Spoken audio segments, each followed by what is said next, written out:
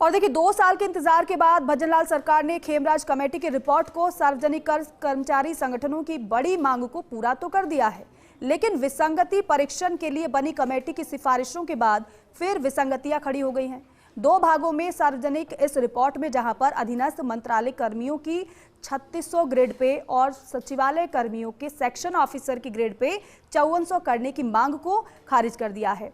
हालांकि रिपोर्ट सार्वजनिक करने को भजनलाल सरकार के सिस्टम में पारदर्शिता लागू करने की ईमानदार कोशिश माना जा रहा है। इस पर एक खास रिपोर्ट आपको दिखाते हैं।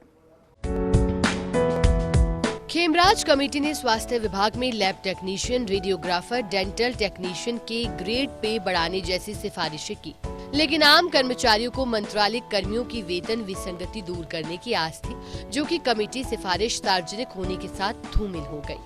सिफारिशों में मुख्य रूप से क्या मिला?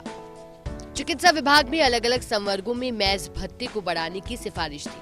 नर्सिंग अधीक्षक, nursing Twitter, nursing officer grade द्वितीय, पब्लिक हेल्थ नर्स, जिला public health nurse, health worker महिला, लेडी हेल्थ विजिटर का मेज भत्ता बढ़ाने की सिफारिश 25 रुपए से लेकर 130 रुपए तक भत्ता बढ़ाने की सिफारिश की गई। कमेटी की सिफारिश जिनके हो गए आदेश जारी।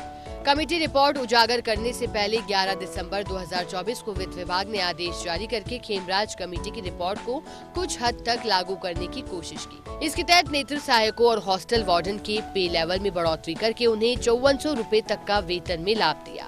करीब 19 सेवा नियमों में संशोधन करके उनकी वेतन विसंगतियों को दूर करने की कोशिश की। नेत्र सहायकों, छात्रावास अधीक्षक द्वितीय की पे लेवल 2400 से 2800 की। उनका वेतनमान अब L5 से L8 में हुआ, जो करीब 20,800 से 26,400 हो गया। इसी तरह छात्रावास अधीक्षक प्रथम के वेतन का लेवल 8 से 10 किया। अब उनकी पे लेवल 2800 से 3600 हो गई। इसी तरह डिस्ट्रिक्ट चीफ नर्सिंग सुपरिटेंडेंट का पे लेवल 14 से 15 किया गया। उनका पे लेवल 5400 से 6000 हो गया। अतिरिक्त निदेशक स्तर की पे लेवल में करीब 400 की बढ़ोतरी हुई। क्या छूट गया? पुलिस, जेल, होमगार्ड की मेज भत्ता, हार्ड ड्यूटी और वर्दी भत्ता बढ़ाने की सिफारिश है, लेकिन इसे लागू नहीं किया गया। स्वास्थ्य विभाग में lab technician, radiographer, dental technician का ग्रेड पे बढ़ा, लेकिन नर्सिंग के समान भत्ता मिलने का बिंदु नहीं लागू हुआ। कमेटी ने शैक्षिक संगठनों की मांगों का वर्णन तो किया है, लेकिन उन्हें लेकर कोई सिफारिश नहीं की। ऐसे में शिक्षक नेताओं की इन मांगों के बारे में सिफारिश करने की मांग है। क्या मूल मकसद हुआ पूरा?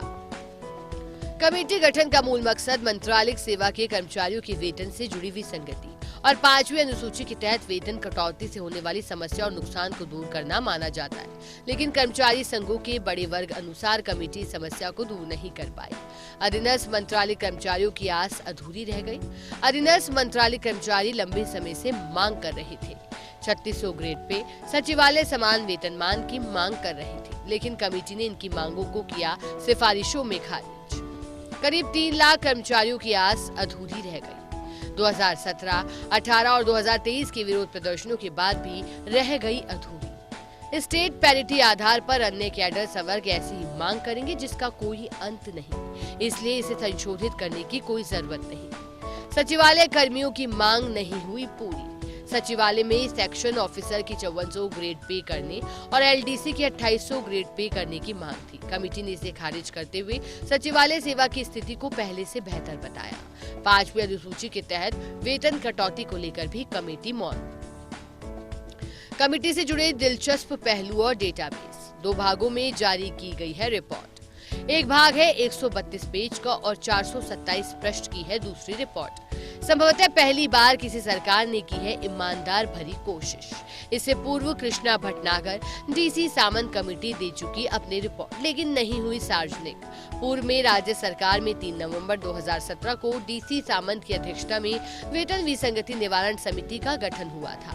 समिति ने 5 अगस्त 2019 को राज्य सरकार को अपनी सिफारिश रिपोर्ट दी। इसके बाद गहलोत सरकार में 5 अगस्त 2021 को खेमराज कमेटी बनाई गई, जिसकी रिपोर्ट दी गई 3 दिसंबर 2022 को। माना जा रहा है कि इसका काफी हिस्सा कर दिया गया है सरकार ने लागू। 2 भागों में इसलिए दी रिपोर्ट।